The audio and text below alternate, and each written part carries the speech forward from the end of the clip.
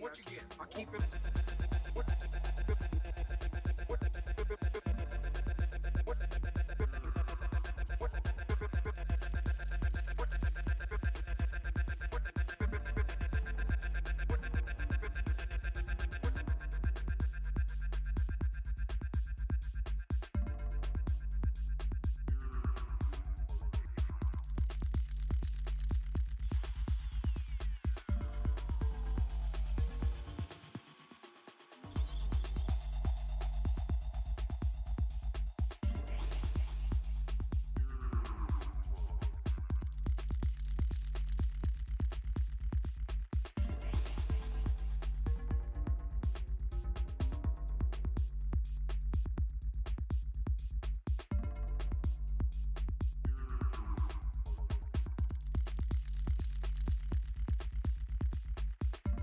Trust, I keep that thing on me.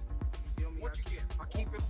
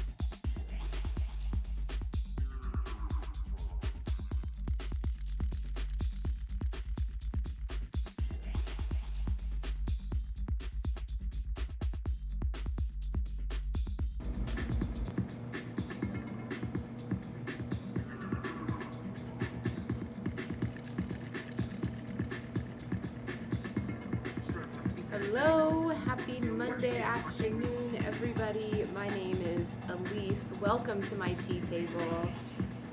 Let's talk about dignified hospitality and how we can all support more dignity.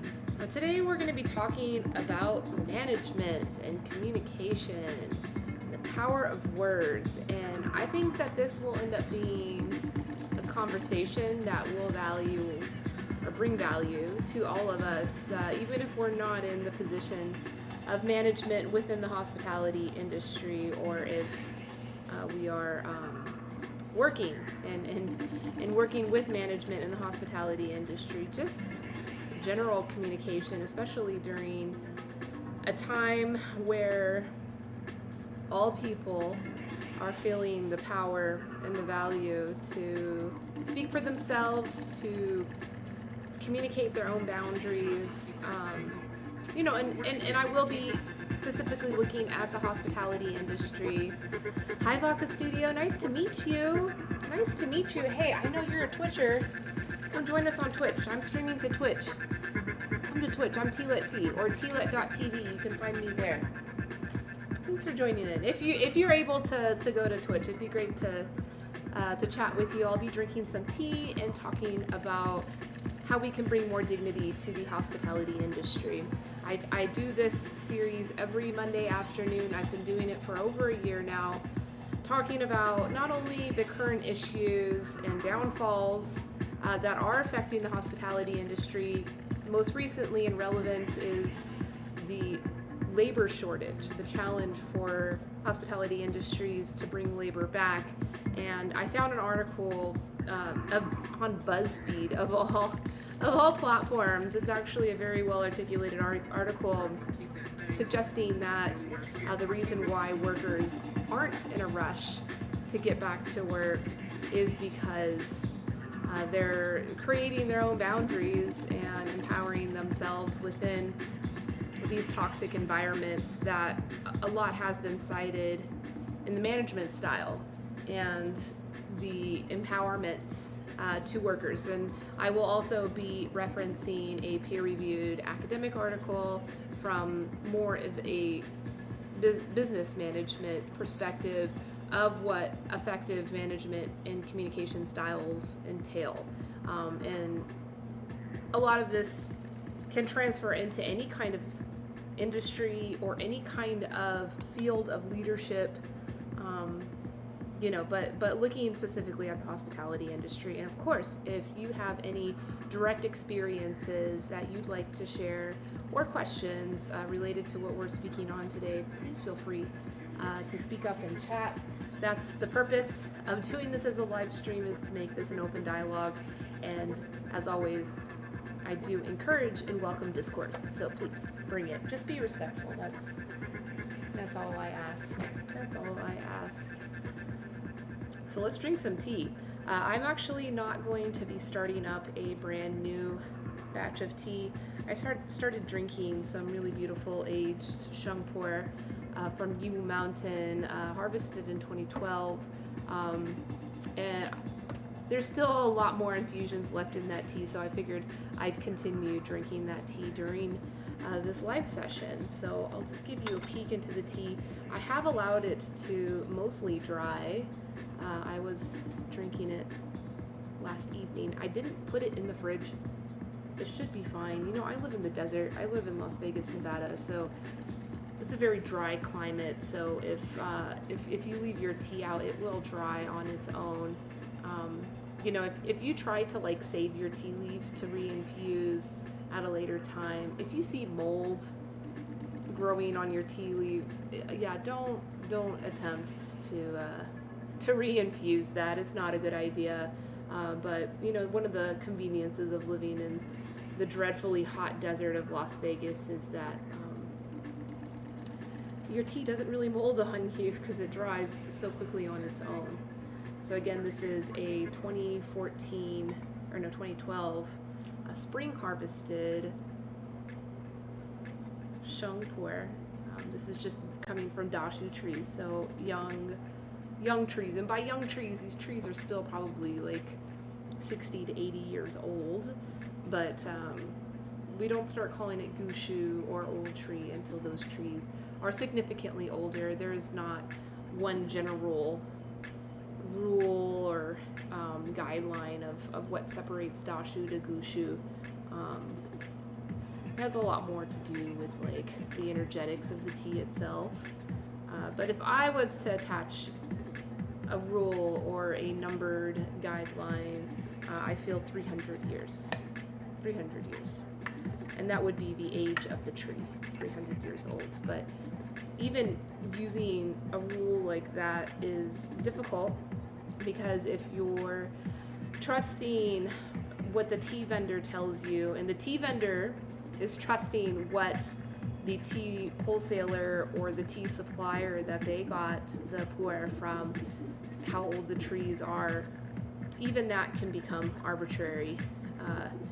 And sometimes it's through pure deception, pure lying, that the supplier is trying to attach more value to the tea than it has by lying on the age.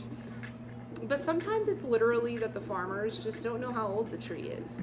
And so that's why it has a lot more to do with the size of the tree, the lack of a better word, the girth of the trunk of the tree that the tea is being harvested from.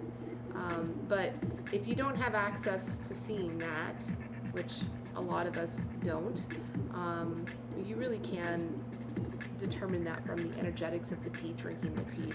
And that's where the skill of a tea taster comes in.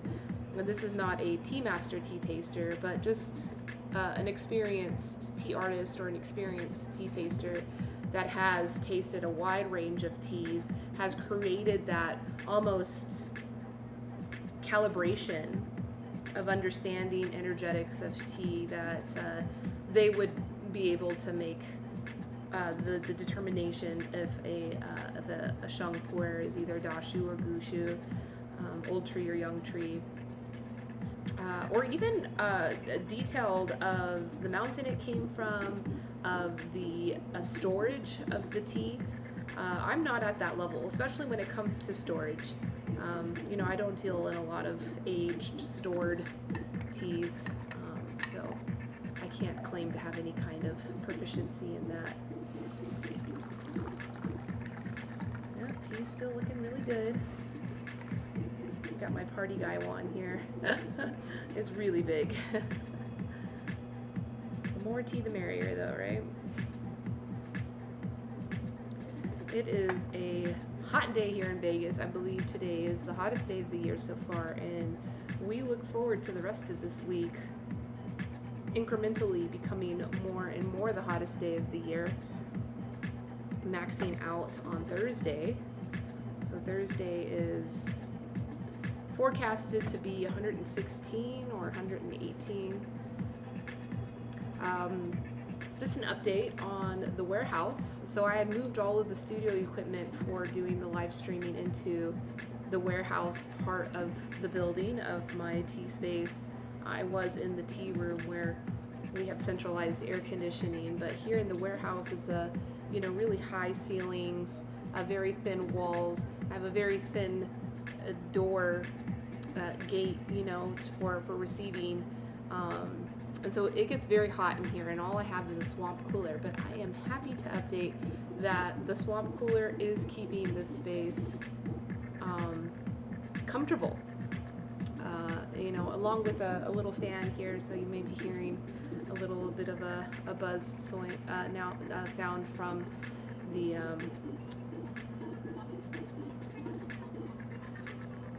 swamp cooler and the fan. But I'm comfortable here. I'm excited. That means I'm probably going to survive the summer out here. And also going to have the opportunity to host events out here as well.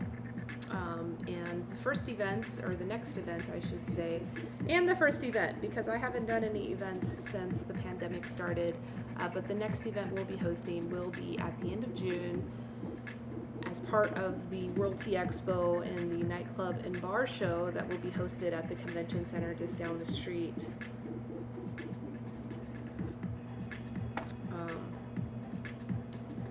We'll be hosting tastings, and I look forward to building out the warehouse into a beautiful showroom for a wide selection of beautiful crafted artisanal chinaware that my friend Jean is fire sailing, actually. So it's going to be a fire sale, and I will be bringing a virtual component to the sale event online.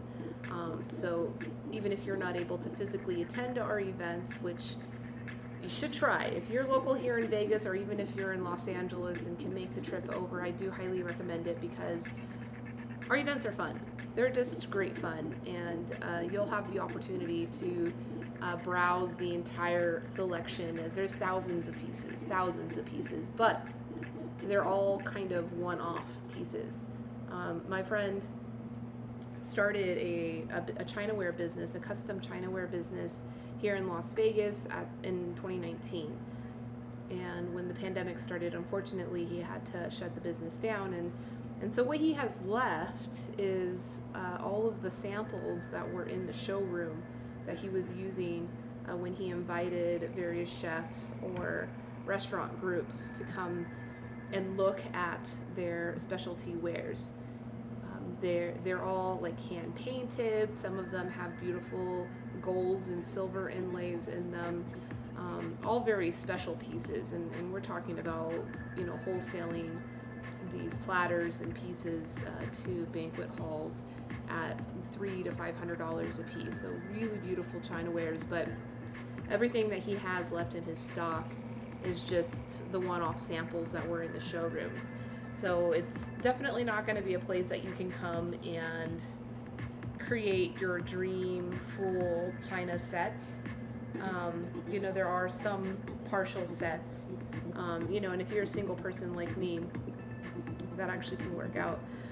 But there's just beautiful one-off pieces that you may come and connect with and think, wow, this is going to be perfect in my home, either on display or for use when I have dinner parties or whatnot.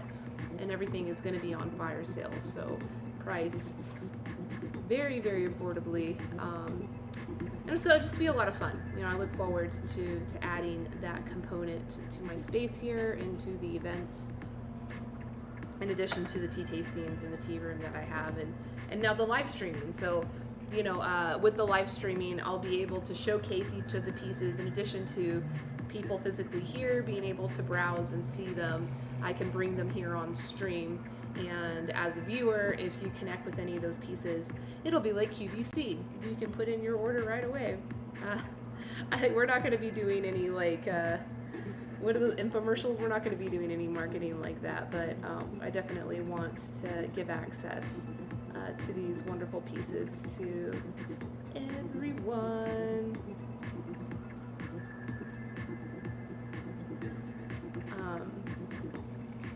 Yeah, the tea is good. It worked out. So, you know, if you've ever had a fear about not getting the full, you know, brewing out of any teas, and you want to save it for the next day, you know, some people say that you can put it in the fridge, and yes, you certainly can do that. But I always feel comfortable just leaving it on my tea table for the next day here, just because the leaves end up drying out so quickly. So, and that's the main fear that you need to have when it comes to the shelf stability of tea, or of any food product for that matter, is the water. You know, if there's water there, that's the main thing that's going to cause spoiling to happen, mold or yeast to grow. Yeah, of course, if there's moisture there and you wait a couple of days, yeah, you will start to see some mold grow on it, and you should definitely not re-steep that. Even with a rinse, you should just move on and find a new tea to drink. But, you know, a beautiful tea like this certainly has, you know, up to 15 infusions in it, and I just, I don't have the heart to let those go to waste.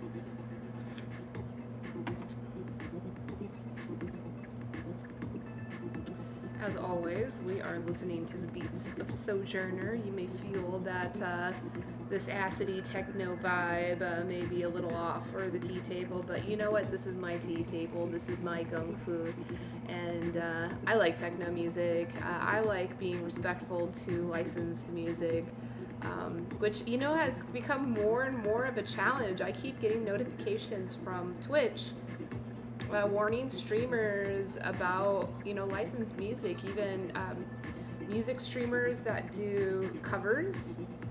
That's a really popular trend on Twitch.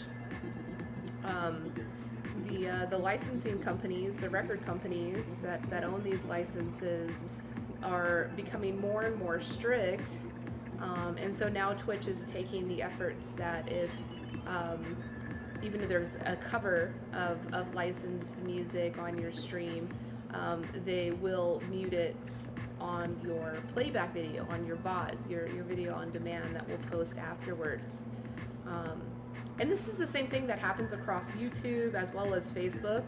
And so I just like to play it safe. My good friend Sojourner, Justin Anderson, based here in Las Vegas, incredible musician, produces a lot of really fun, great, quirky, acid techno music, gave me access to a wonderful playlist that just keeps going. So that explains the techno vibe on this channel. And if you are interested, go check him out. You know what's funny? He only does Facebook. So if you wanna get access to this dude, go to Facebook. He is very active there. He has like a meme posting group. Sorry for the backwards spelling, but hopefully you can figure it out. Sojourner. He's got a funny meme posting group that I'm quite active on. I definitely bring the tea. I bring the tea on that group for sure. Gotta keep it real. Keep the tea real there.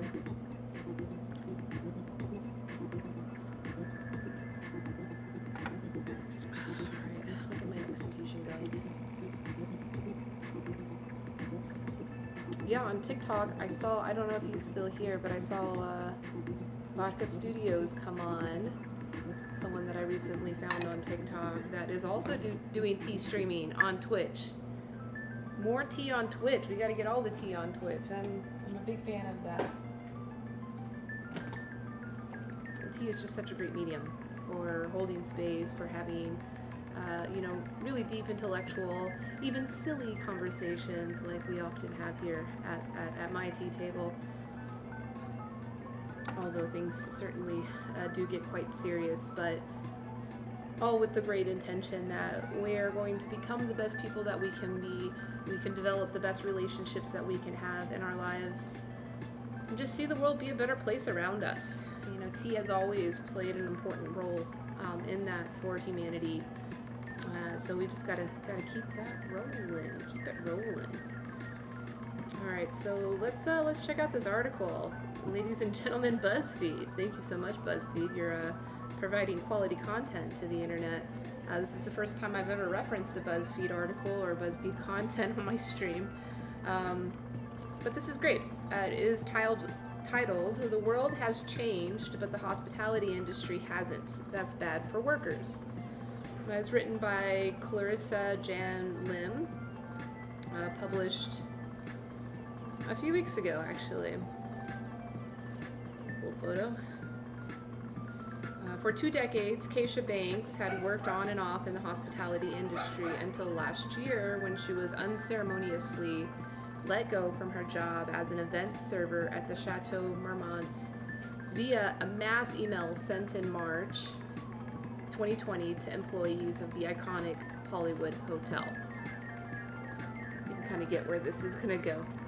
Banks, 41, had an inkling that things were going downhill in the industry as soon as hotel guests started dropping off like flies in early March, canceling their reservations for events and rooms. She told BuzzFeed News she was taken aback because the notice was vague and impersonal. Right? So, and that's why I titled this stream Words Matter. This article is going to go into other components, of Keisha's story and of the downfalls in the hospitality industry as far as it's concerned with interaction with employees. But what I felt to be the most compelling from this story was the communication style here. And this is something that we can all learn on in our own lives, in our own work, in our workplaces, about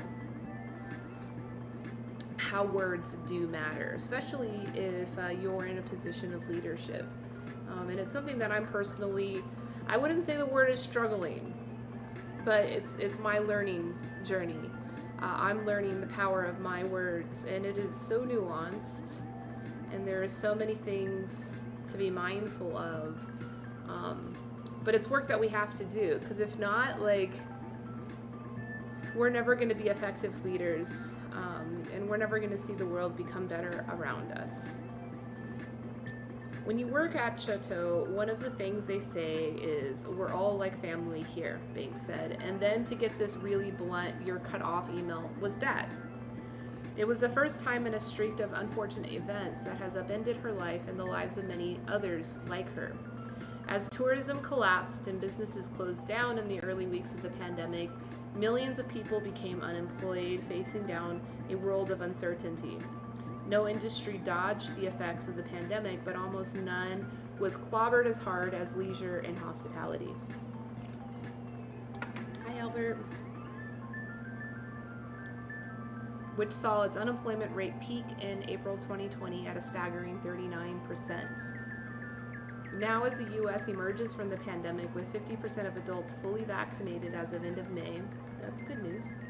Workers are returning to industries decimated by COVID-19. Many businesses are reopening and travel numbers are rebounding, and there were notable hospitality job gains in April 2021, according to the Bureau of Labor Statistics.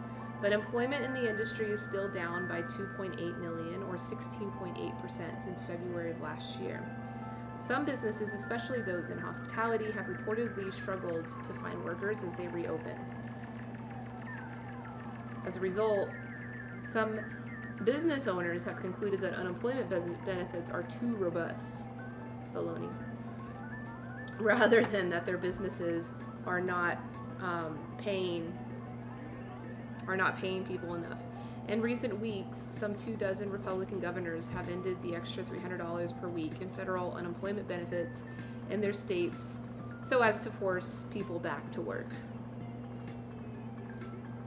But for many workers, the pandemic has exposed fundamental flaws with how the hospitality industry operates. In many cases, they are being asked to go back to jobs with weak employment and safety protections, and for pay that still does not reflect the value of their work or the economic destruction that the pandemic wrought on their lives. After 15 months of tumult, not everyone is ready or willing to return to a job that underpays, offers no paid sick leave, and treats them as expendable. For Banks, who has long looked to hospitality work to bolster her income, she's hesitant to return to an industry that has not done right by her, and she no longer feels like she can rely on this line of work the way she used to. It would mean going back to a broken system, she says. Why should rich people get to choose their careers and the rest of us be forced to get just the less fulfilling jobs that are left over? There's a lot of really cool photography in this article, actually. Banks was one of the hundreds of employees whom the Chateau Marmont fired in March last year as hotels' occupancy rates plummeted. Kurt Peterson, co-president of Unite Here Local 11, a labor union that represents hospitality workers in Southern California, said that the Chateau neither offered its employees severance nor extended their health benefits beyond a few weeks.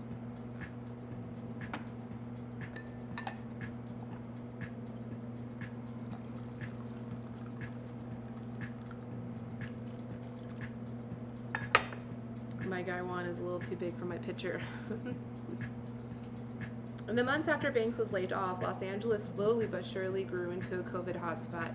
Some of the city's highest case rates were reported in neighborhoods where residents are more likely to live in cramped spaces and hold low-paying essential jobs with little to no workplace protections.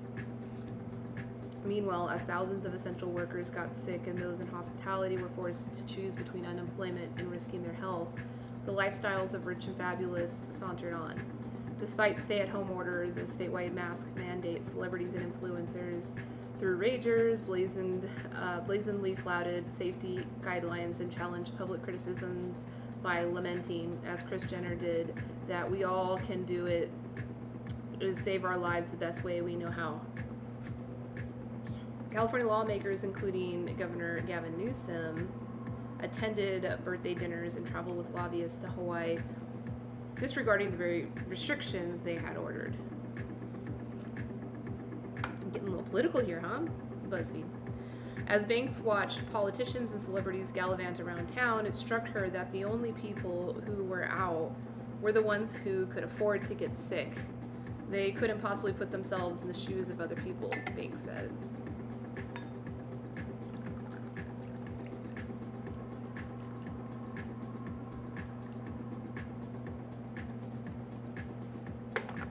Banks took safety precautions as seriously as she could, limiting trips to the grocery store, passing up invites to socialize, and staying home. She was furloughed twice from her second job as a recruiter and then laid off in July. She waited for cases to go down and for her job at the Chateau to materialize again, all while watching the rich and powerful in her city, her state, and her country behave as if COVID-19 weren't killing thousands of people every day. But the longer she waited, the worse it got. Restaurants were closing, many unlikely to return. Hotels were not operating at full capacity. No one was hiring. Her credit card debt piled up. You're just kind of waiting around for nothing, she says. I was sinking money into rent. At some point, I thought if I don't make a decision now, then I'll have no money to live off of. Banks stayed in LA for a few more months until she could no longer justify pouring what little savings she had into rent and bills. In December, she moved back into her parents' home in Stafford, Virginia, with $2,500 to her name. By the end of that month, after being served with a lawsuit from Wells Fargo for falling behind on her payments, she filed for bankruptcy. Very sad. Banks, who lived paycheck to paycheck before the pandemic, has not worked since August. After moving back in with her parents, she decided it was not worth contracting the virus and potentially exposing them for a job that paid $10 an hour. Even though she will be fully inoculated against COVID-19 by mid-June, she isn't eager to jump back into the workforce. It hasn't even been a full year that I've taken off work, but I personally feel like a failure, I guess. Bank says society makes you feel like you have to be working all the time, you have to be producing all the time, you have to be doing all the things. But in my mind, I'm thinking, well, this is my year off to relax. Then for the rest of my life, I'm going to be working.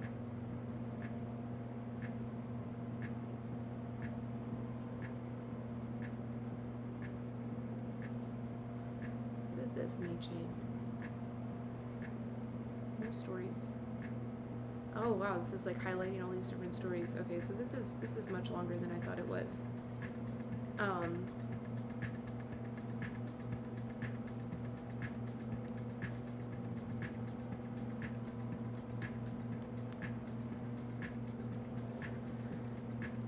Okay, so I'm not going to read any more of these stories. I think they're great. I'm going to go ahead and put the link to this article in chat. You are welcome to go check them out yourself, read them yourself. I highly recommend it.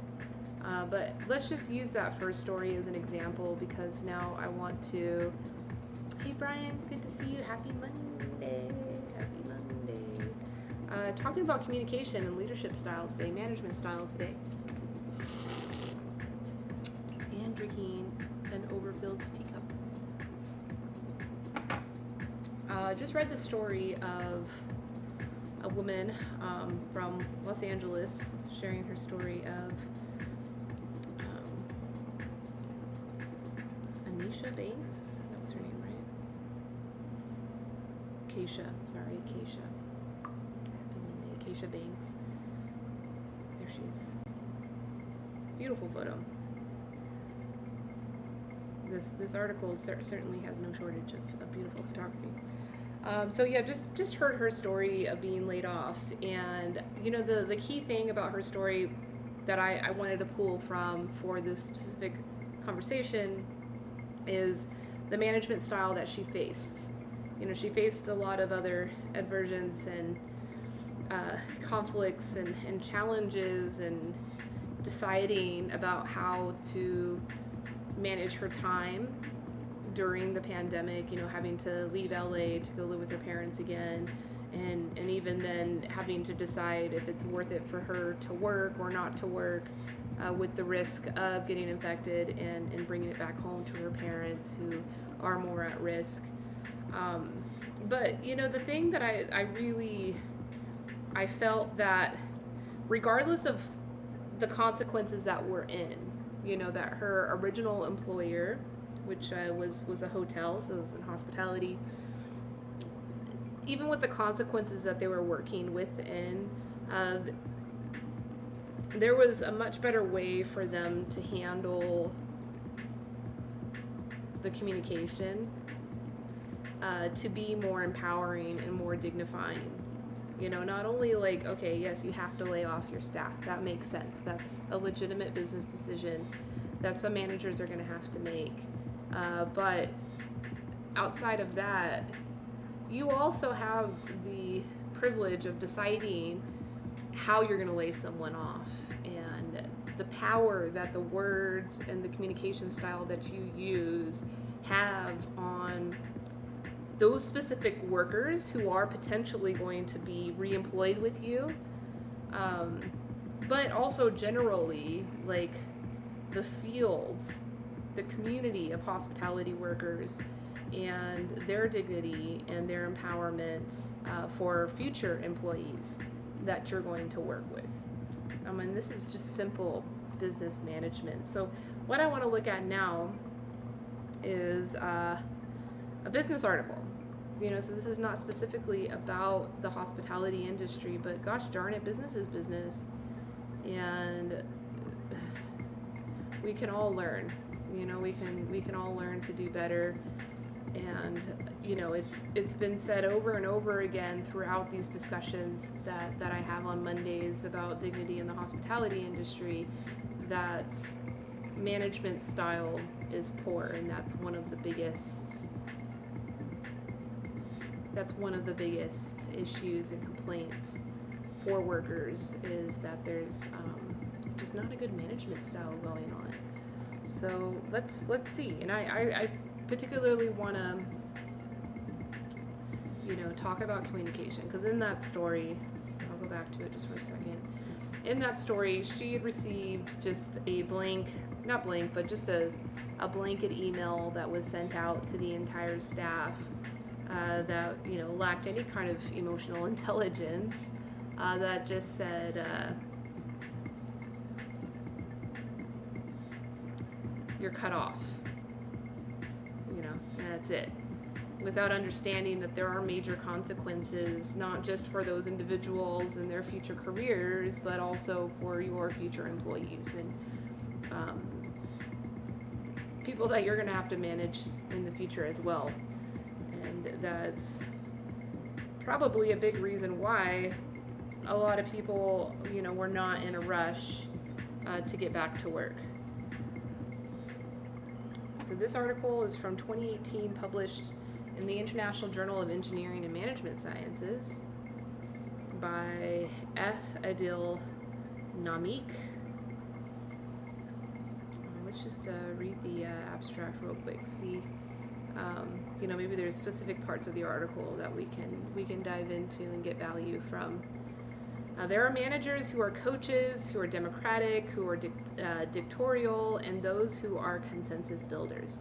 All styles come with positives and negatives. Many managers employ a combination of all to make progress. Ultimately, the managers that have the most successful teams are the ones who help individual member of the team to grow. To manage the best way possible, you need to be strict but gentle, and employees will probably feel good and happy in a medium where inclusivity is a need. Balance in the work environment is imperative for empowering employees from all backgrounds to feel certain about their potential and accomplish their best. The higher the self-esteem, the more beneficial the employees are. People from different backgrounds can offer a variety of abilities and experiences, aptitudes, and encounters that might be of advantage to the organization and their work execution. Although some hybrid of aptitudes can be gainful with regards to helping each other, a mixture of skills and abilities among the group likewise implies that workers can gain from each other. By working nearby individuals of various backgrounds, experiences, and working styles, creative ideas can be conceived and then discussed among each other in offering feedback and proposals. Though one individual might be extraordinary at out-of-the-box thoughts, another individual may have the important experience to execute it. So it is fundamental to play on every individual's skills, abilities, and work together within the group. So it seems as if this article is not going to go into great depth about communication styles, but I'm sure that it will. The key takeaways from the abstract here, and I will go into the actual article itself and into the conclusion and discussion, is that self-esteem is key.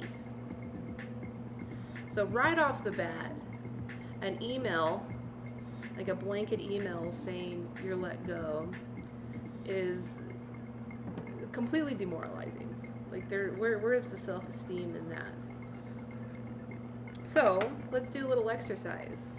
In that specific situation, if you were the employer, the manager who had to send out these emails, or not even send out these emails, if you had to communicate this information, right? Because that's ultimately was the goal, right? Like, it didn't have to be done through an email. It could have been done through something else, right?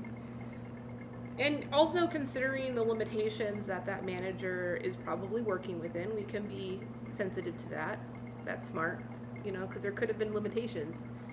There could have been a staff of, 1,200 people that they had to communicate this information to. So that's valid to take that into consideration. But, I'd love to pose that prompt out to chat, everyone here.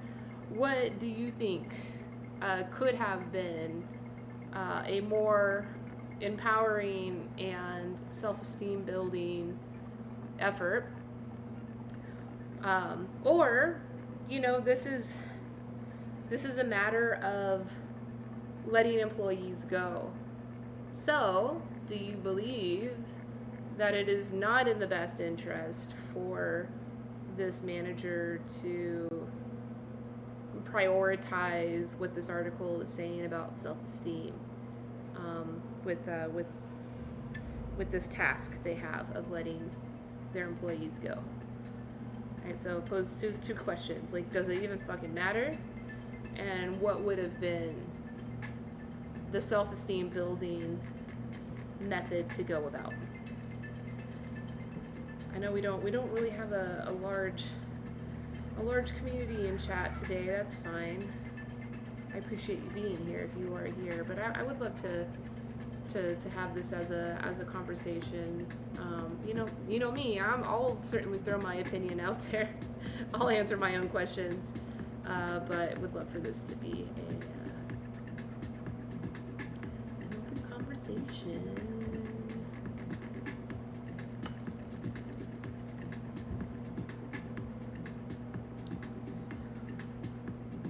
All right, I'm gonna go ahead and read a little bit more of this article and see if anybody responds. If not, then I'm going to answer my own questions, because I'll do that. Simple definition of workplace would be a place where people work, such as an office or factory or restaurant or hotel. Every industry or organization's first aim is to benefit from their work and reach the purpose and targets they have built. One of the key drive is to have the right people for achieving that desired goals. Workplace happiness and comfort have direct effect on achieving any organization's goal. You can take the best out of people by making them feel a pleasant working environment, secure, and support from their higher managements without a workplace. All these will result in increasing employees' well-being and productivity. Keeping high morale in the workplace will give hardworking employees in return.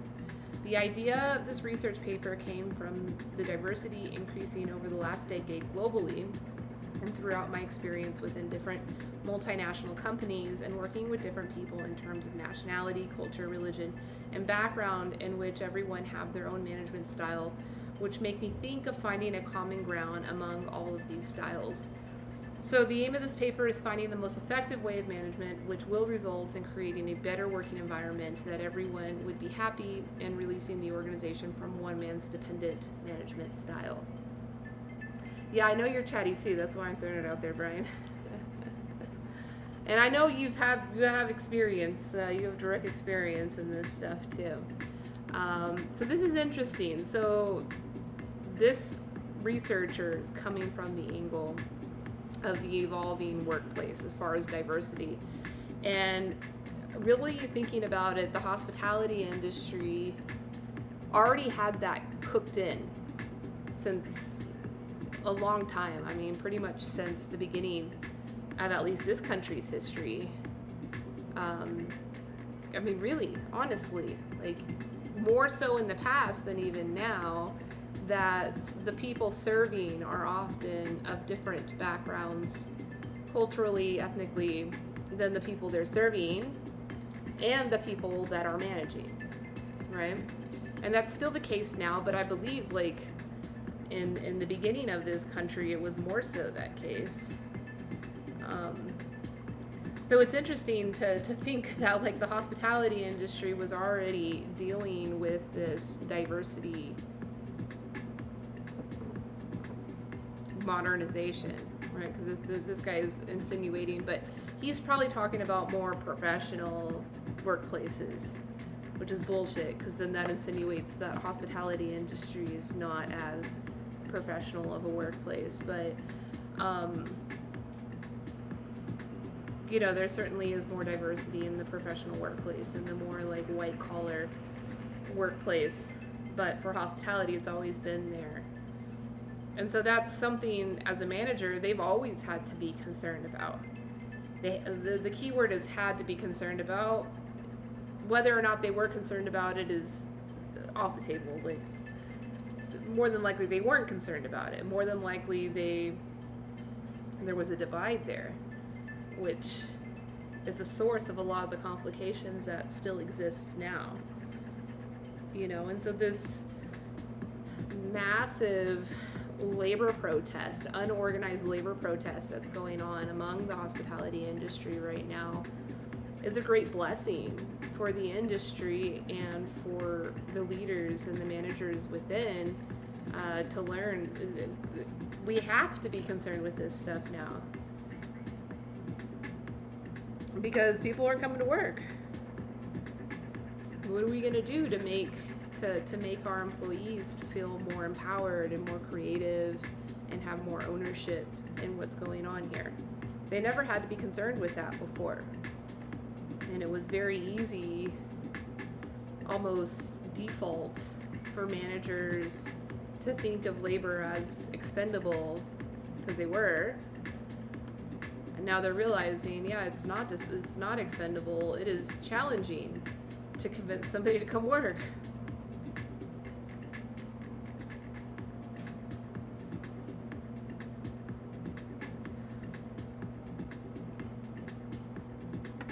So Brian says, good humanitarian managers usually do the best they can to let go with as much dignity as possible. Yeah. So in the case of that story, like, no dignity was used there. It was just this operational, I've got to send out all these emails. Let me just create the mass list and just get the info out. And so it matters. Like, why does it matter? It's like, oh, well, we're going to let them go anyway. Who cares if we give them dignity? Like, I'm not a humanitarian. And being a good manager, as this article that we're reading right now, being a good manager does not mean you have to be a humanitarian. It just means you have to be a smart manager that, thinks strategically for the future. And so it may force you or cause you to exhibit humanitarian behaviors. Like, you actually care about people. I think there is some level of authenticity that's required in order to be an effective manager, but I think you could effectively, from a business management perspective, you could effectively be the type of manager that does dignity, that empowers self-esteem, that enables creativity among their teams, and do it in a very regimented way that's, not authentic from your heart. I think you can do that. I really do. And that's why I'm using the word regimented, operational way. But I think it's going to be a lot easier if you are doing it from your heart versus just doing it from a protocol standpoint.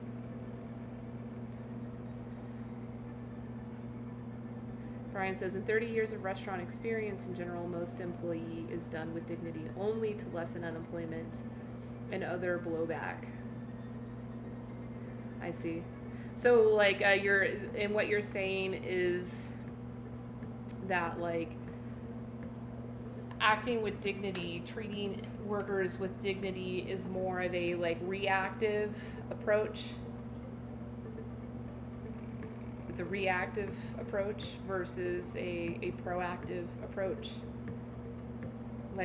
By default, most of the time, we're going to be treating employees as expendable.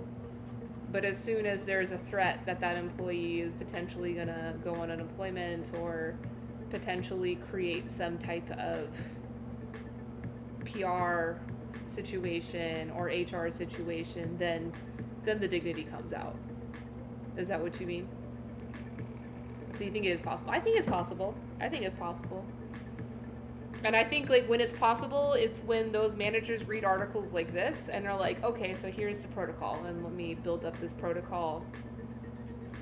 But yeah, I don't think that you have to be a humanitarian type of person in order to effectively develop these kinds of protocols. I think that's fine. At least it's it's protective to the company, so that would be reactive.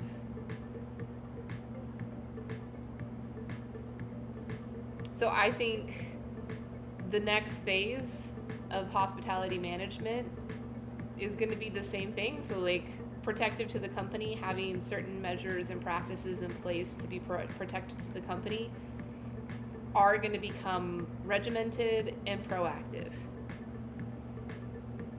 Not necessarily authentic and coming from management's heart.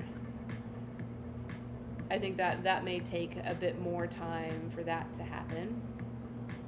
like on a grand scale. Of course, there's definitely managers and business owners that are already behaving that way and doing that way.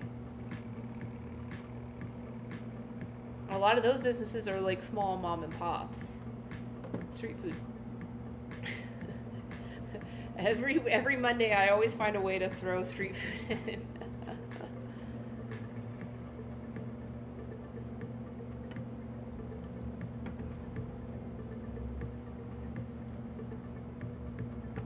Yeah. I think that's something that's never going to change. Like someone's like protective, reactive behaviors, are to avoid blowback and avoid, self-guilt or whatever. But I think what will change is they're going to become a lot more proactive versus just reactive.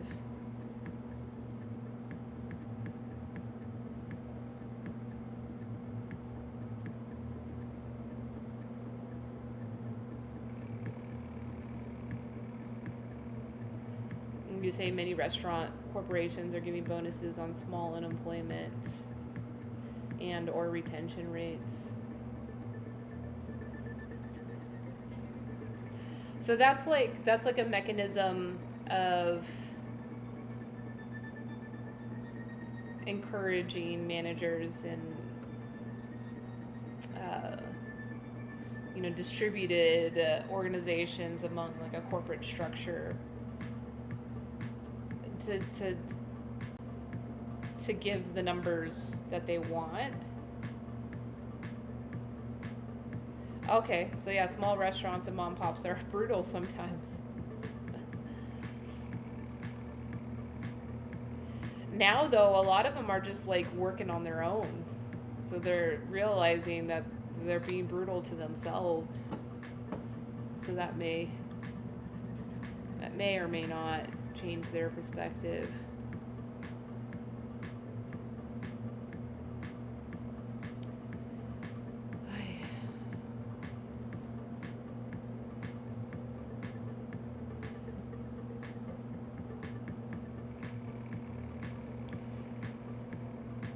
Yeah, it may or may not affect.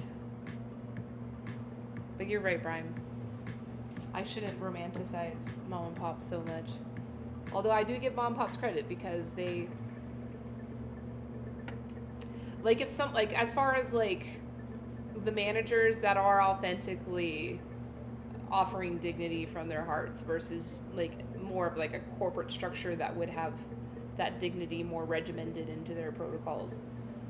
Like, I say that, like, my theory, this is not based on any like data, this is just like my intuition about it and my personal theory about it, but that like business owners or managers that are coming from that authentic place from their heart, like that more humanitarian place, are going to be less focused on huge corporate development. Not to say that corporate people can't. I firmly believe that, and I'm doing it myself so that I can prove that it is possible in the way of the future.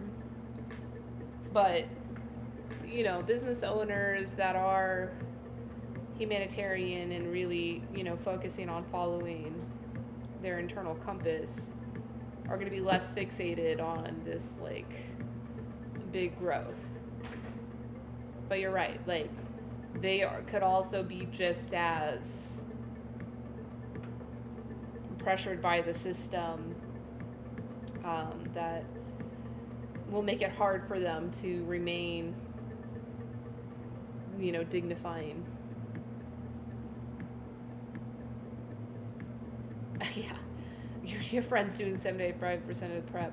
So what do you think the consequence of that's going to be? Like, of small business owners who may have had a past of being brutal with their staff that at this point just can't get anybody in the door to work with them, that are having to do all the own work, and then let's say the economy and the workforce gets back to a place where it is easier for them to hire. Like, Do you think that experience is going to change them? The experience of like having to do all the shit themselves, is it going to change them as managers?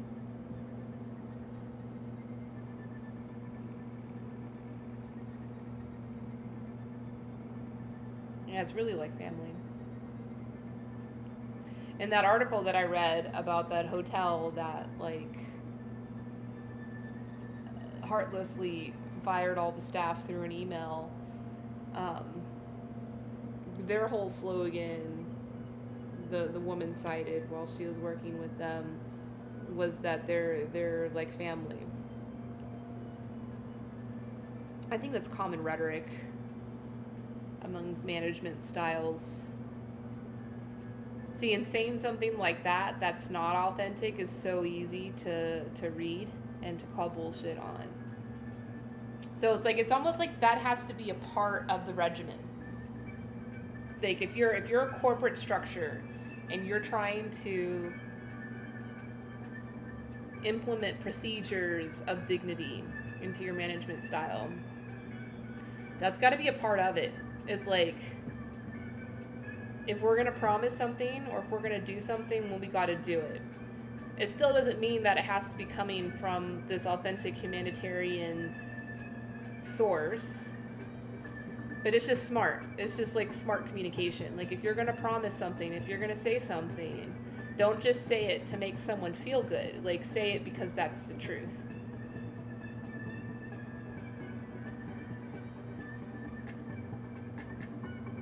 Yeah, everybody's going to have to learn to become better. Because that's what I think is going to happen, Brian. Like the mom and pops that are going through this situation, as well as corporations, are also struggling and, you know, having to work overtime and work more than they're used to working. It's like either you're going to learn from it or you're not going to learn from it. Like if you don't learn from it and change your ways, then, you know, the reality of it is your business is probably not going to survive. It's not going to succeed. Either you're going to get burned out as a mom and pop. There's only so long that you can operate that way until your body and your spirit just burns out.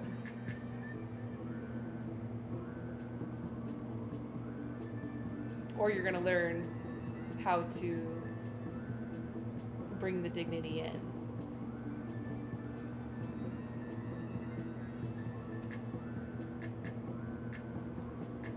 I'm going to get back to this article. Management styles. Management style is best portrayed as a strategy of leadership that is utilized by supervisors. Management is the technique of working with and via others to successfully acquire the goals of the organization through efficient use of the available resources. As management is a wide-range subject and there are so many researches, publications, and articles on the field, each one has different division and definition for the management styles used. During my research, I came across so many articles dealing with this topic. Each have their own category of branching the styles, but if we could summarize all the works done in this regard, we will end up with 7 styles, which used mostly all over the world according to majority of the writers and authors. Wow, 7 styles. I never heard of this framework. At first, visionary or imaginative style, in which the style is most proper when an organization needs another heading, its objective likely moves individuals towards a new set of shared visions and goals. Visionary leader focuses on where a group is going and doesn't matter how it gets there. In other words, the focus is on the destination, not the road, allowing individuals to advance, explore, and take risks. Secondly, coaching style, in which this one-on-one style centers on creating people, showing them how to improve their performance and aligning their goals with organizational goals.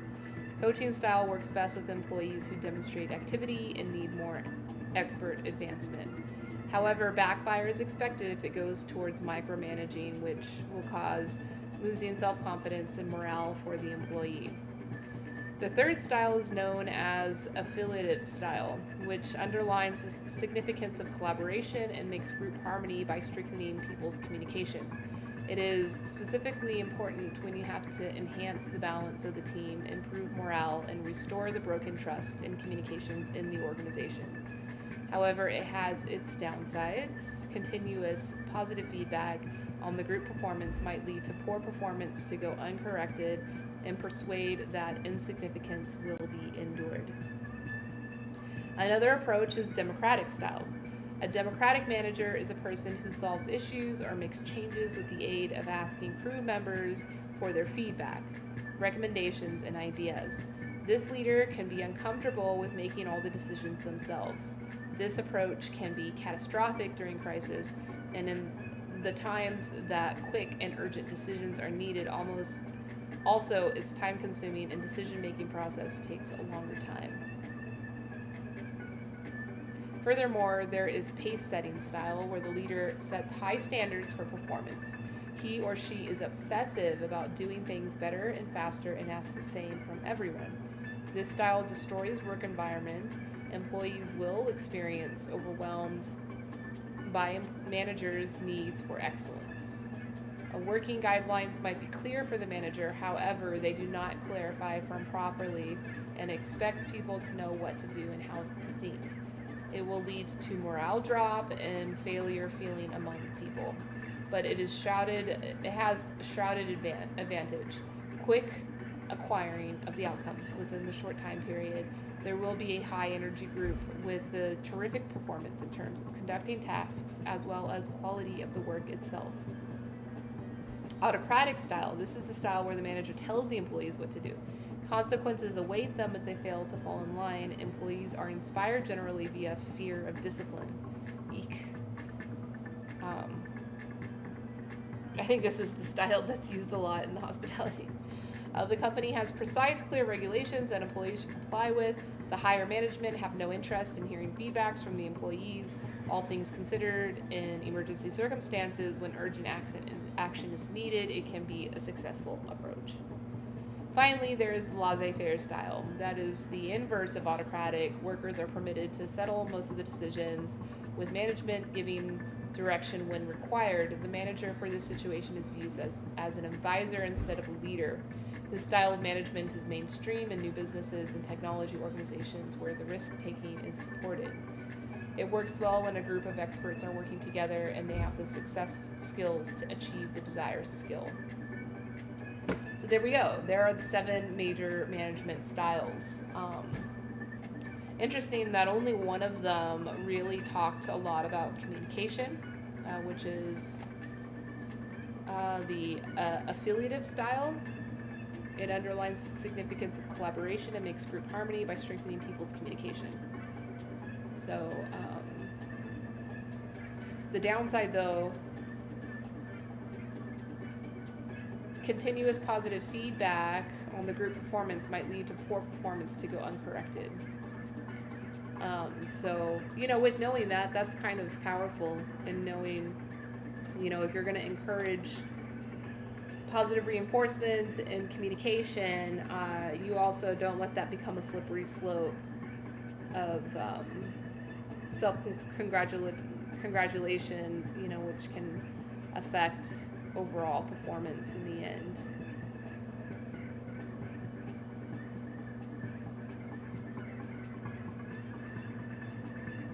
All right, so Brian, I'm going to get back.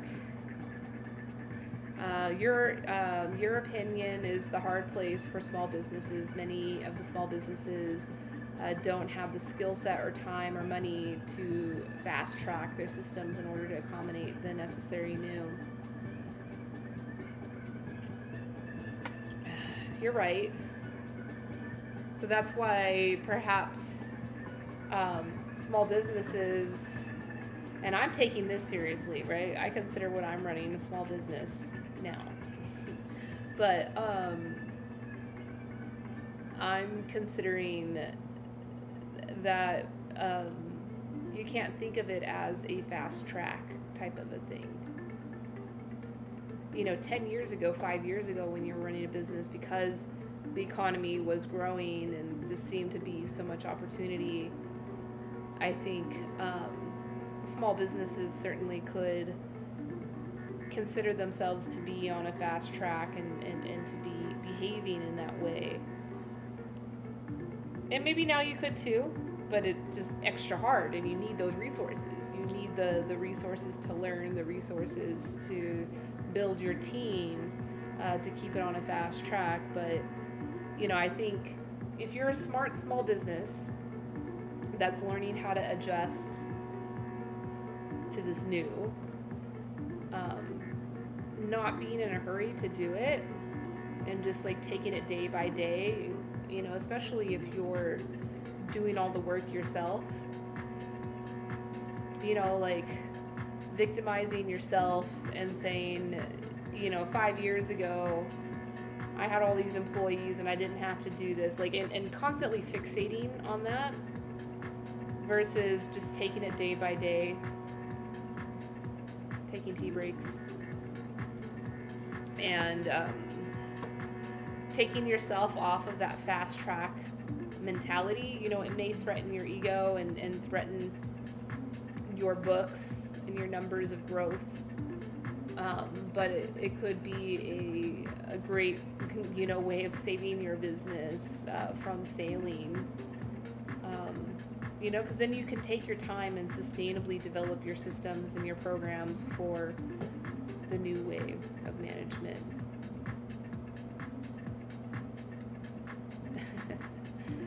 Yeah, it's a balance. Like the laissez-faire part is, like if you like having happy people around you, it can be very easy to become laissez-faire. But then, it can really bite you in the butt, make things challenging as you try to perform, and grow things, progress things. It can be challenging.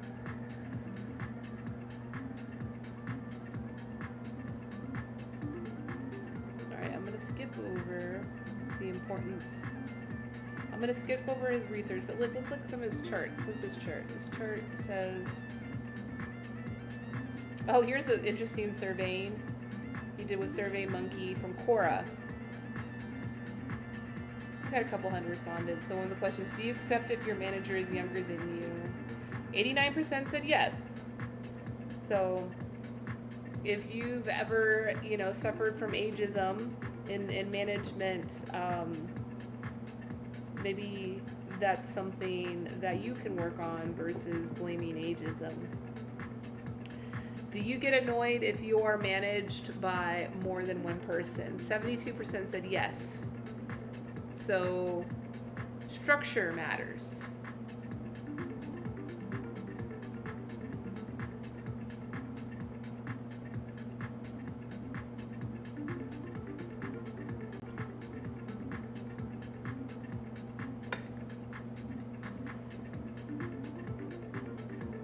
The number of managers that you give someone matters a lot, it seems. But the age of those managers doesn't matter.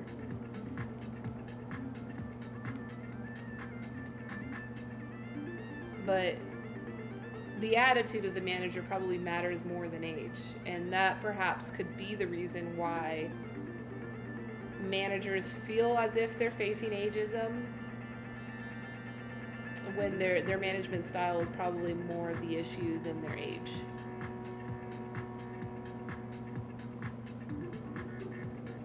I've felt that. I don't really do much managing because I work alone, but like now. But when I was younger, when I was in my career, I had to manage people, and I was very young. And yeah, at first I felt like, oh, no one's listening to me or respecting me because of my age. But then I quickly found out it wasn't because of that. It was because of my communication style and how I was developing relationships with them. Oh, I forgot I have a fun filter on Instagram. I haven't used it at all. Because, it came off. It turned off. That's interesting. I had like the filter that would just like widen my mouth open. I guess it came off. That's fine. All right, so the final survey question, should managers give fake deadlines to increase buffer? 64% said no. Yeah, this comes into play with the authenticity thing, right? People can smell right through that. They don't like it. You know, there's better ways of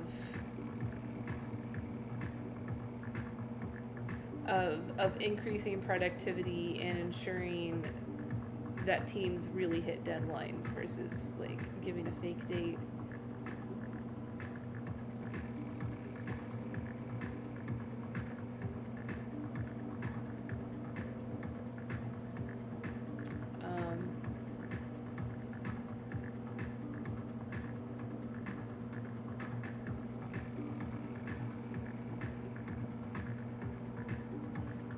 Yeah, and that's a challenge with the working at home, remote teams. And that's it here. So the next survey question is a preference.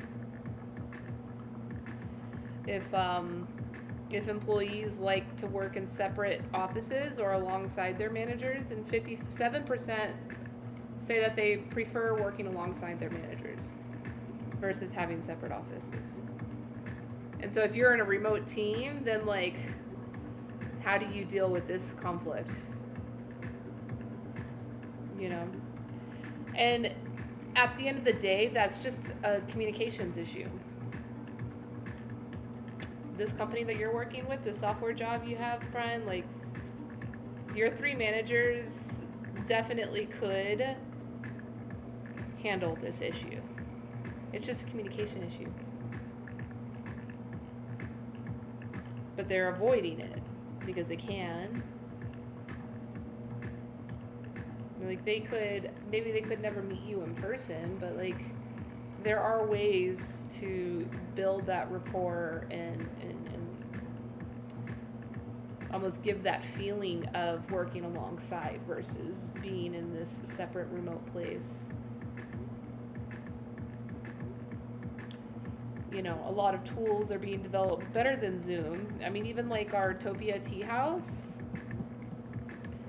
like building a Topia world where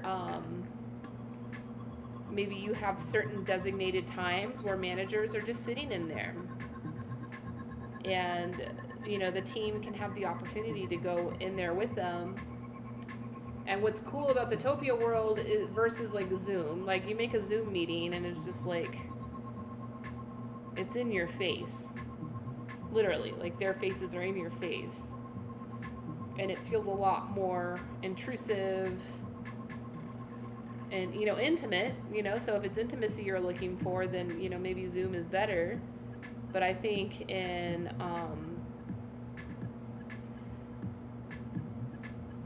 most work environments or work situations, relationships, people aren't looking for that level of intimacy.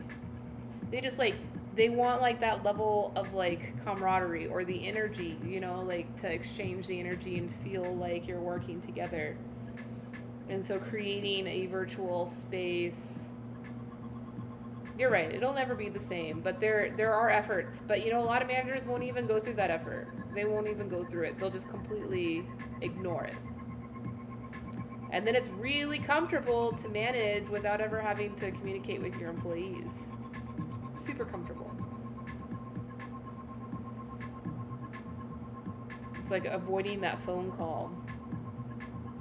Anytime you see their number come up on caller ID, it's like, oh, I'm just gonna avoid this call.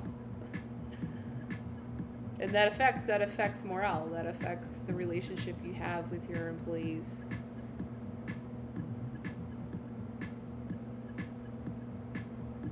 Oh, 75% of people said that they prefer task-based work over hour-based work. Yeah, I get that. That makes sense. And I think working from home has helped alleviate a little bit of that tension that people in workplaces had before of like, I've already finished all my tasks. I'm literally just sitting here staring at my computer. Can I just go home?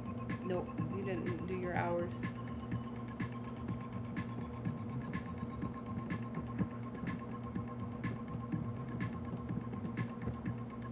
I'm gonna skip that one. All right, here's the conclusion.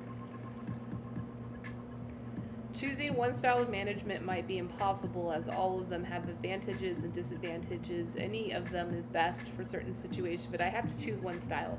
Then I will say situational or adaptive leadership works best in most cases. You will get more from your people if you are stern but understanding, keeping an open door policy, asking for feedbacks, and keeping all the informed on what is going on inside the company or organization.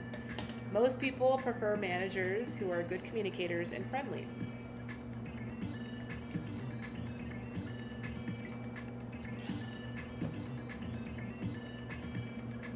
People tend to be recognized and respected. Engaging their employees in daily activity will result in moving towards a continuous improvement. The productivity will increase, quality will enhance, turnover ratio will decrease, and it will cause a reduced absence from work. Considering all above parameters, you will see happiness within the organization. People will work with passion and loyalty as they feel recognized and respected, which in return, the profitability of the organization will be more and more. Managers should have a clear vision about the goals to be achieved and have passion for the organization, along with the ability to inspire trust among the employees, as well as making sure that everyone believes in the organization's visions and they are excited about it. Current workplace requires different management skills as the diversity increases. The new generation workforce needs more attention due to a mixture of different culture, religion, and background. People are reaching high position at young ages, which is acceptable as long as they are eligible to hold that responsibility. There's typos in this peer-reviewed document published in a scientific journal.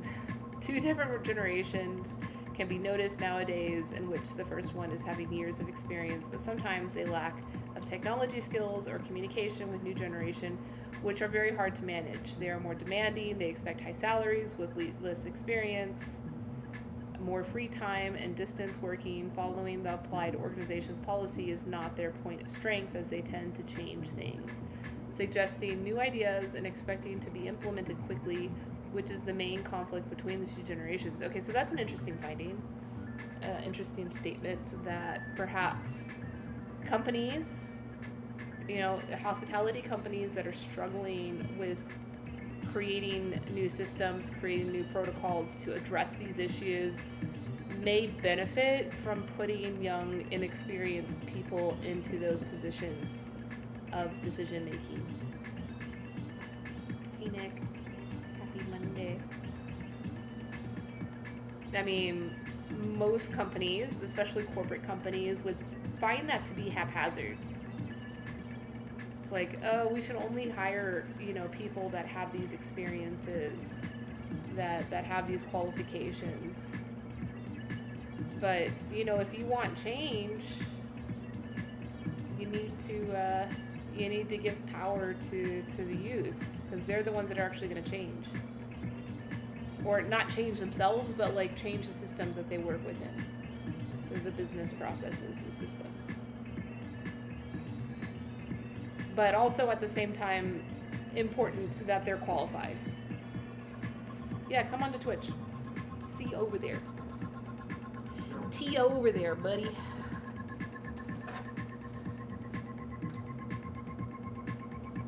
So, don't just hire people, young people, because you think they're gonna help solve a problem. You need to hire ones that are competent. But also on the same token, don't put all the dinosaurs in charge of developing the new processes. Although the dinosaurs are going to fight. They're going to fight to the death to hold on to their power. So that in itself is a conflict. And I shouldn't have used the term dinosaur. That was offensive. Sorry.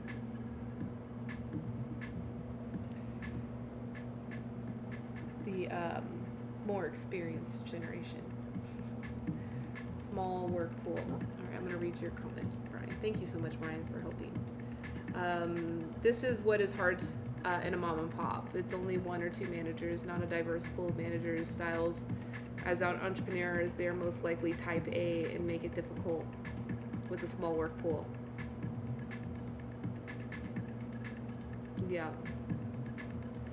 So it's difficult, but it's not impossible, right? And so I think that that's going to be the thing that small businesses, yes, words matter. They so matter. That's going to be the challenge.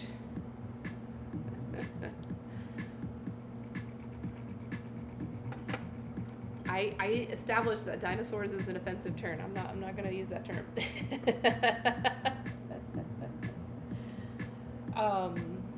Words matter. I gotta be cautious and respectful with my words. No, but like, yeah, we were talking about small businesses and like the challenge that they're gonna face with changing. And yes, that's a challenge. Small management team, small workforce, and you know, they can continuously just say, you know, this is my business, I want to do it this way, and I'm going to keep it this way. And it's like, well, that's your problem then. You know, that's not the problem of being a type A personality. Like, that's your problem. To learn how to communicate and lead better. And if you can't succeed at that, it's not the end of the world. It just means a new path to go on. Are you reclaiming the word dinosaur for yourself, Brian? You're allowed to do that. You know, I'm just choosing to be more respectful with my words. You are totally welcome to reclaim that word for yourself.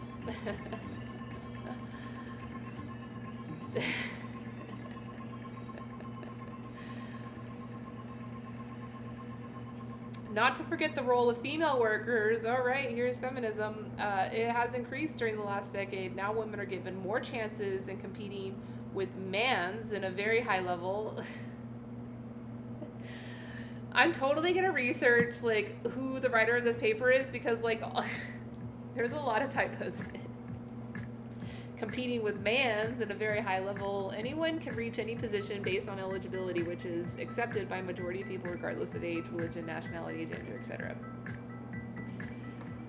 Kind of, but getting there. Some concerns can be considered that I have seen personally as preferences based on culture or linguistic background that will result in an ununified workplace or workforce. The organization will turn into a bunch of groups in which all works on their own group's interests. I believe all organizations should have a strict policy against any type of preferences and insist on unified language within the workplace.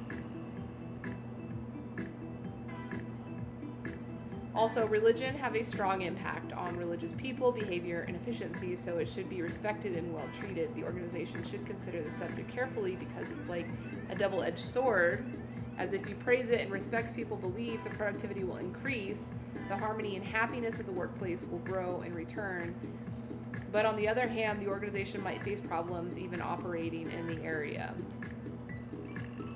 I guess what he means is that, you know, just like introducing this type of leadership and communication into the school systems, like, it's good because it will increase productivity and harmony and happiness among students.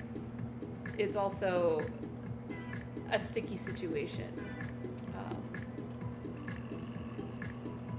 But fuck it, we gotta do it, you know? I don't think there's anything wrong with acknowledging that there's challenges that come into play with not being PC, with bringing controversial topics up. Like, I guess some people say, oh, don't worry about it being controversial, like, that's not important. What's more important is doing the work for the change, to bring more harmony. But, you know, I think it's totally valid to say, no, there is a challenge because this is controversial, but fuck it, let's do it. You get called grandpa and you're on the line?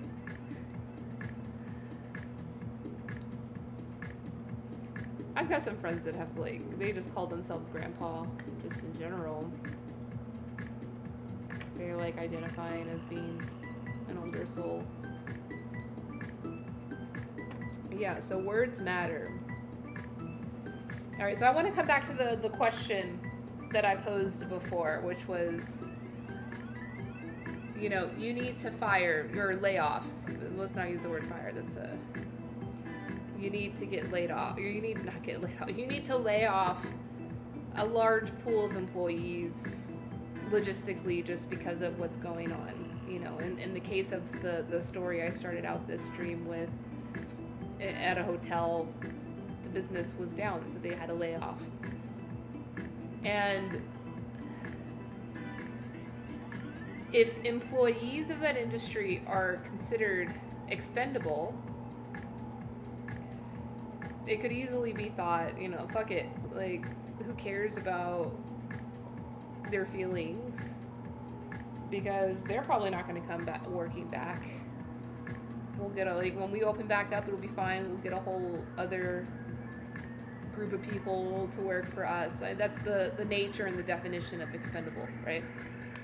Like, fuck it, like, we're going to rotate in a whole new group of people. But it's problematic, right? Because as we learned in this article I just read about management skills, like empowerment, self-esteem, harmony, happiness, all of those things, regardless if you authentically believe in it or not and care about it in a humanitarian sense, like, they all, like,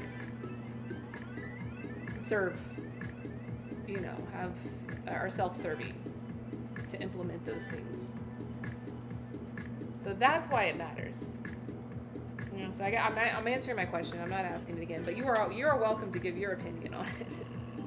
I am asking the question, but I'm answering. I didn't really answer it before, so I'm answering it now after having read about all those management styles.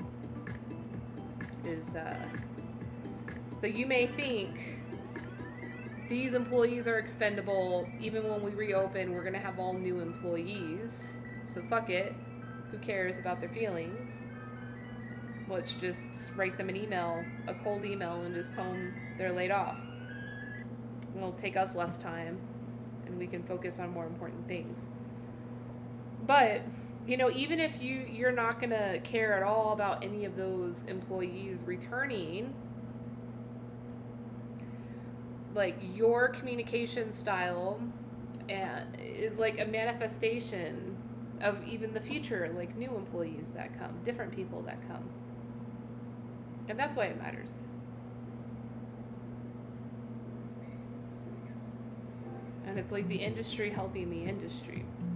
And so it's like everybody needs to do this. So, you know, our words matter. Like, even if you have no choice and you have to deliver some damaging words that's going to hurt someone, like, putting in the extra effort to bring as much dignity to those words as possible is self-serving.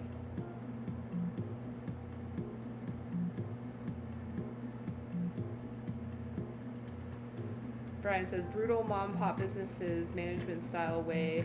They know they are. They put a younger experienced person as liaison and buffer. Yeah. When they should be putting that younger experienced person in as a change maker, as like a new policy maker. That's going to hurt their ego. And I think that's the biggest challenge of it. But it's so freaking easy. It's so freaking easy. Like, they can still be type A as CEO. You know, like, we're talking about managers here. We're not talking about CEOs. Although the CEO is the manager of the managers, you know? So, but you're talking about, like, developing new protocols and processes. You know, a lot of small and pop, they believe the CEO, you know, the top of the pecking order should be the one to develop those processes.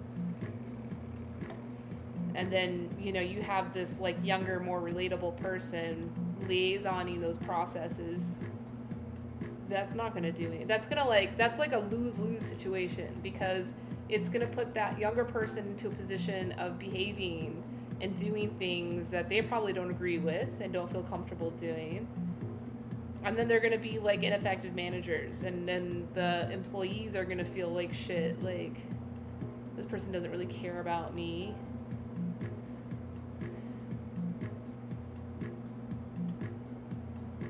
But it's not that hard. Like other than the ego thing, which is hard. That's painful and hard for people to like let go of their ego and just say, hey, I'm going to trust this other person. And at the end of the day, you're still CEO. You're still going to be able to look at what that young person creates and say yay or nay, right? Like you're still going to have that power.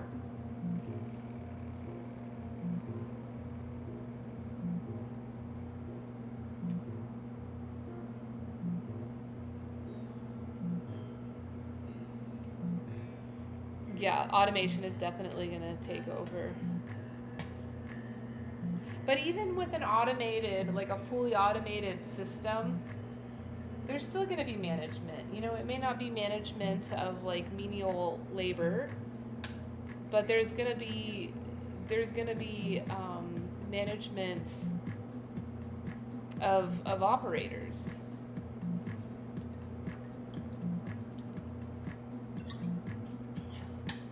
That are going to have to keep the machines working, calibrated, working. So I think even if we go into a world of full automation, this problem of management is never going to go away.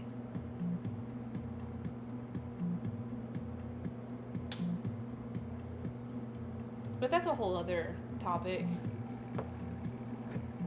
Maybe I'll talk about that. I haven't talked about that in like a year, automation. It's a trigger. It's a trigger for my friends that do deep work in hospitality and have been like lifelong careers in it.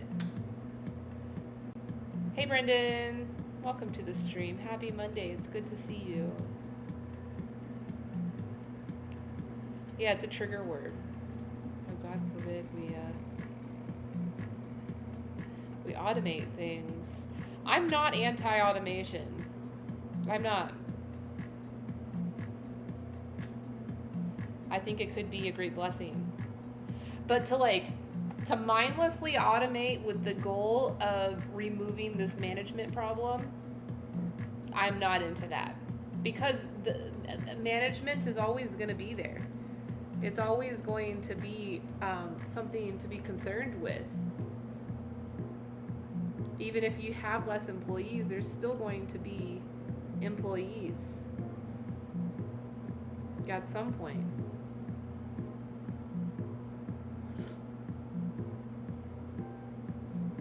I did my MBA at the University of Hawaii. It was a Japanese MBA, and what was unique about it,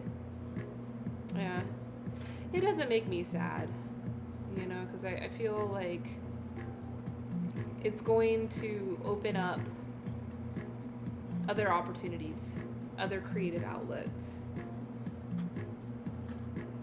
Because like if the robots take over the jobs,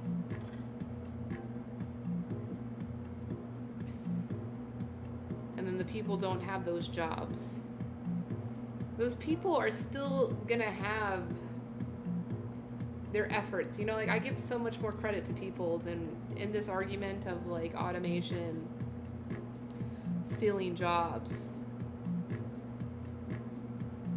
I think it's kind of disrespectful to people's ambitions and creativities to just assume. Same thing with the argument with like universal basic income and stuff, to just like assume that if people don't have to work, that they're not gonna create value.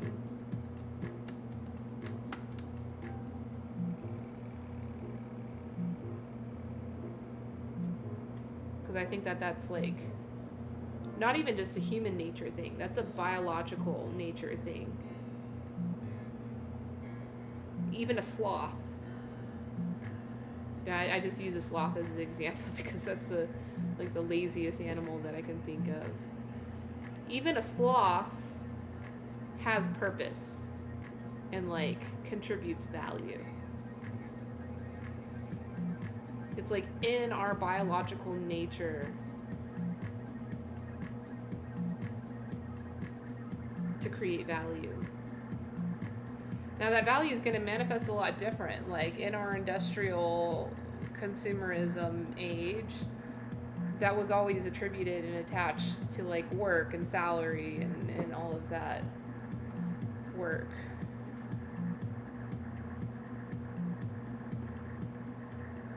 I'm much more optimistic that value will be created. New creative outlets will be formed.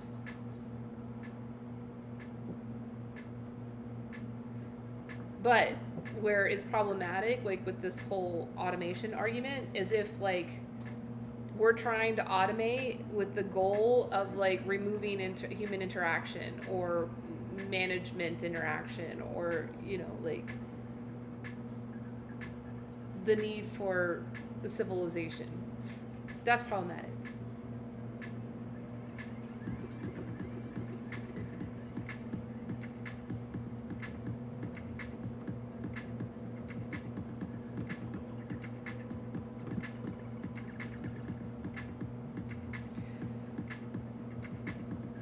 Yeah, if we do like with the current rhetoric around automation and around, it's freaking, it is demeaning and discouraging to people. And then they're gonna go home and be like, I lost my job to a robot. Versus like changing the rhetoric to being, something different of like, that's why like my friend that was running for president in the last election cycle, he didn't win even close. He ran as an independent. He kind of jumped onto the idea of universal basic income, and he said the exact same program could be world changing, but what's needed is the branding, changing on the branding of it. So versus it being universal basic income, which is a triggering word for those that are in the mindset of value and productivity is associated with your work, it's threatening to them. But if you change the branding to universal earned income, it could be the same exact program, distributed the same way, the same funds, the same everything. But just by changing the name on it can change the perspective both to those that oppose it, right? Because then all of a sudden it's like, no, it's not just a basic thing that everybody gets, it's an earned thing. And then it can also change the perspective of the people receiving it. Because yeah, there is, if this is just given to you as like, oh, this is basic and baseline for everybody to get, then what's going to be your mentality when you receive that check every month? Like, I don't think it would be completely demoralizing, but like, there's not a whole lot of like excitement or like enthusiasm around that. Versus it's like, oh, here's my monthly universal earned income. And then it gets you to think, oh, what did I do to earn this? I don't know. I think that's a powerful change.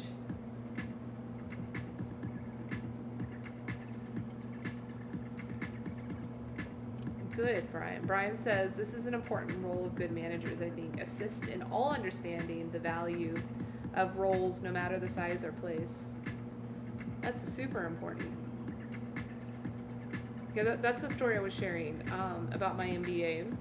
I did it through the University of Hawaii. It was a Japanese-focused MBA. It was a collaboration between the University of Hawaii and what's the name? Oh man, I'm like forgetting. Some large technology company from Japan.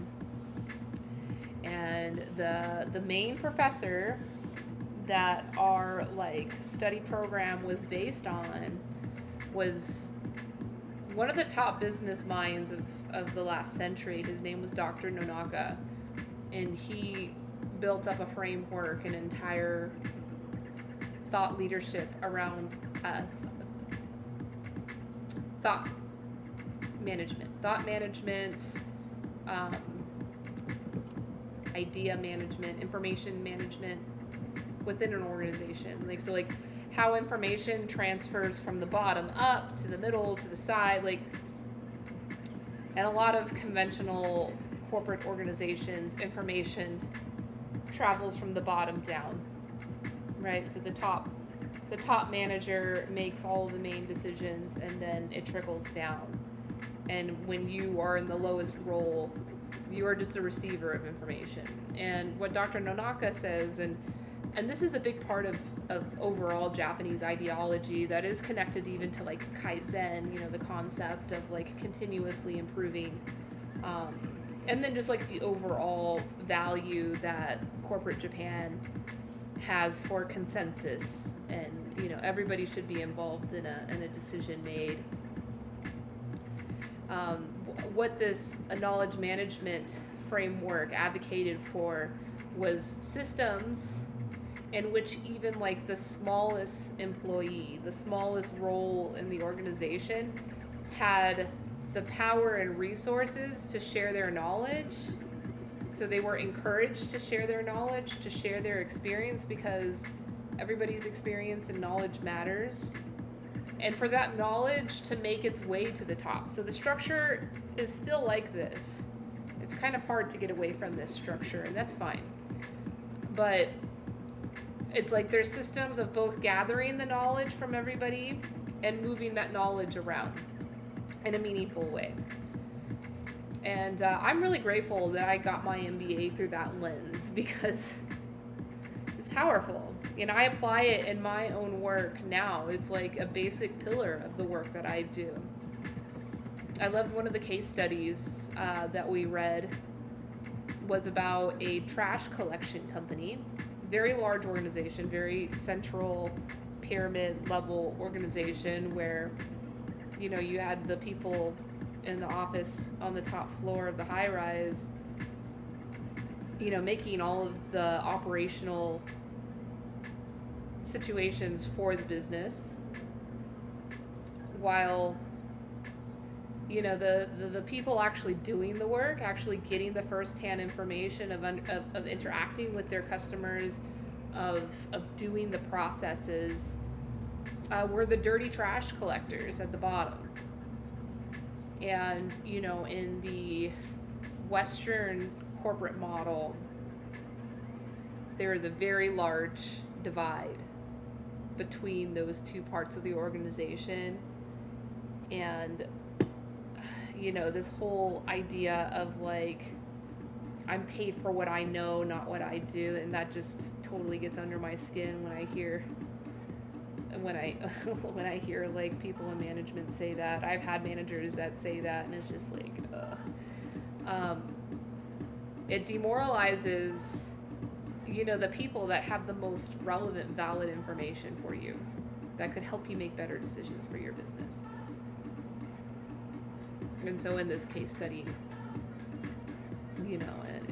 a company that's practicing this knowledge management would have those people high up in the office interacting with the trash collectors, respecting and connecting with them, and having processes in place for the trash collectors to feel confident and empowered and motivated to share their knowledge.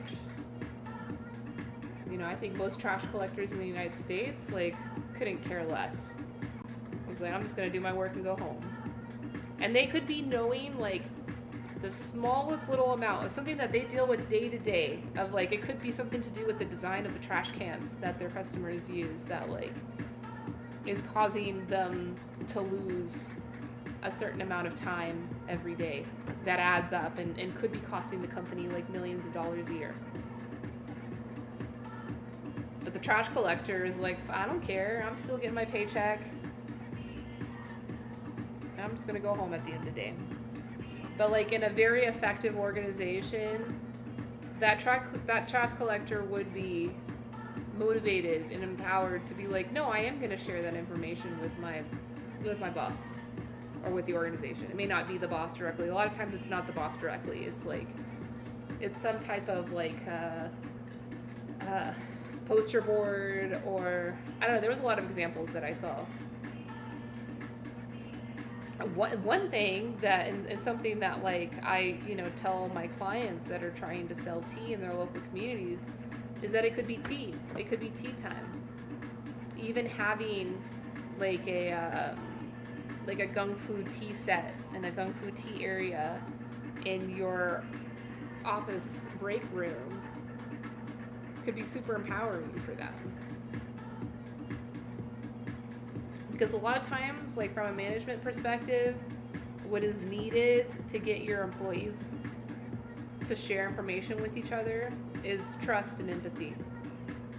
Just like with the trash collectors, like if they're in an organization where their boss like talks down to them and they don't feel as if they're peers or equal with their boss, like that's a matter of management not creating a sense of empathy with their team. So then their team feels comfortable and motivated to share something that could be, costing the business millions of dollars every year. But if there's like a daily practice encouraged for, office workers to sit around and drink tea together, it'll start, like over time, it will start to create empathy.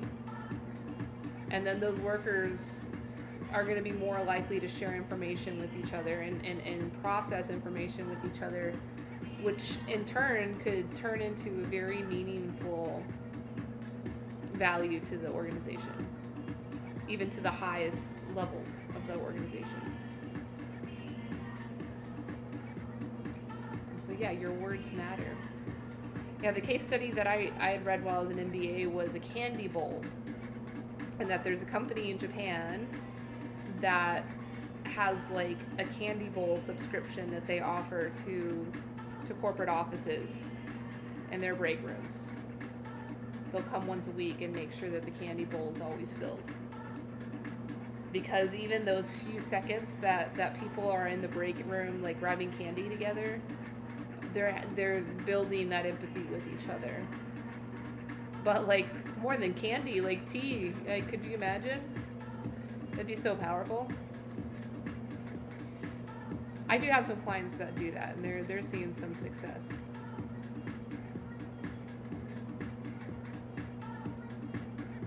So that's it.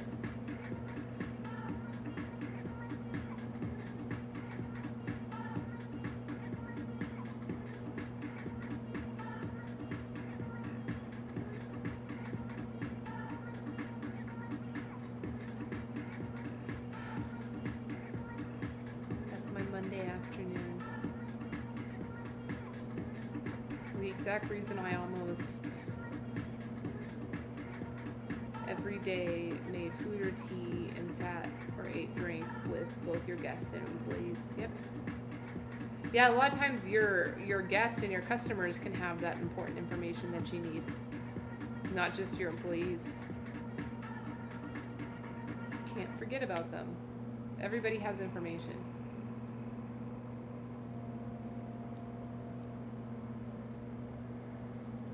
Man, the job that I got the most like management communication experience was at the tea manufacturer. The first time I worked in tea, I did quality control supervision.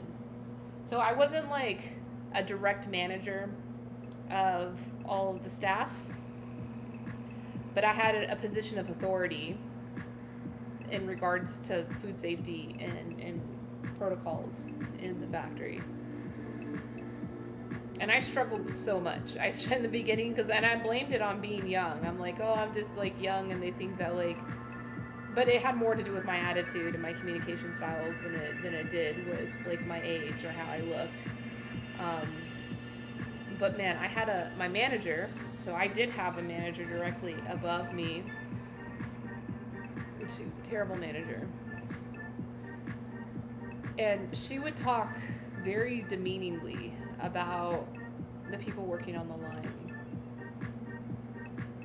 And that was like where I learned I had to be different. Like if I was going to have their respect, because I had to be the one to tell them, hey, you got to throw out your gum. Can you put on new gloves? Or like you need a beer net today. Like I had to do that kind of stuff. Like that was my job.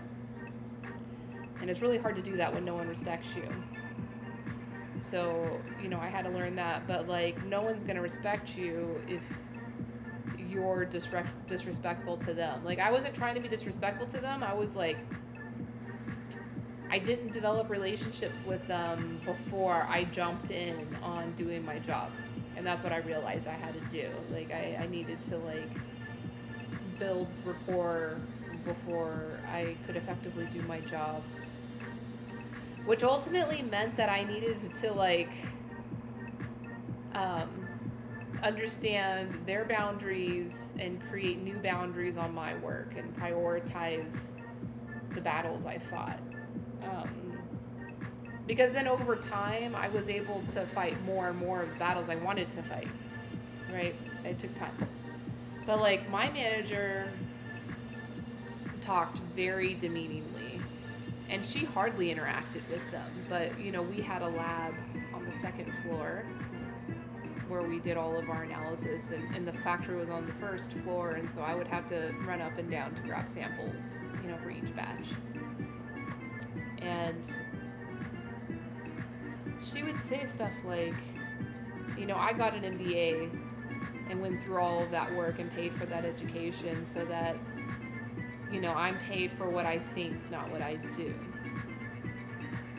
These people, you know, some of these folks had been working in that factory for over 20 years. And she acted as if she brought more value to the company than they did. Like, unquestionably more value. Simply because she had an MBA. And they had no college. But they had been fucking working there for 20 years. They knew the entire place frontwards and backwards and had all of the most pertinent information for us to know. I was really turned off by that. And so, like, I'm, like, really sensitive to hearing that now. I was walking in the airport a few weeks ago, and I heard two older men walking and talking about work, and they said, yeah, I'm paid for what I know versus what I do. And I get that. There is value in knowledge. There is value in an education that you have, but you still have to think of it as a value exchange. That, like, the activity of sharing your knowledge is still doing something. And that's the actual value exchange that's happening there. Versus like, they're just paying for the presence of my brain here. It's like, no, they're paying for you to not only to give, but to like appropriately give your knowledge. And that's a doing thing. And it's just as much doing as a laborer that's doing, you know, with their physical efforts versus with their brain.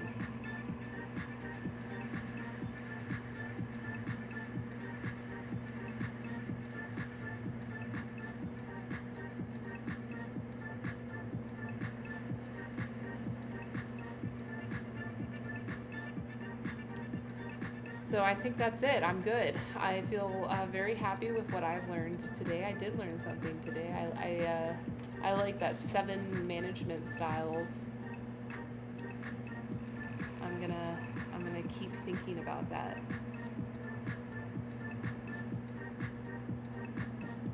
Let's see who's online we could raid.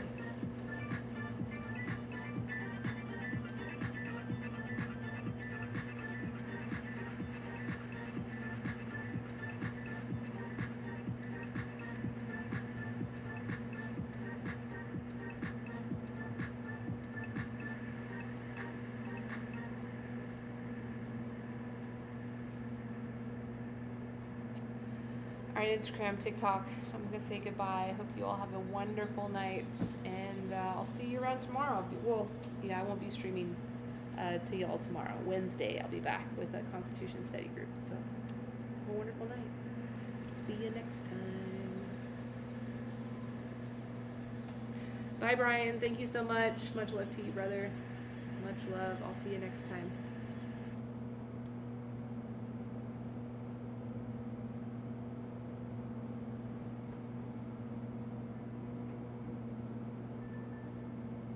Oh, he's playing ukulele. Let's get I has a beard. Let's go raid I has a beard. I don't think I've ever raided him before. But he's playing ukulele. Give him some tea love.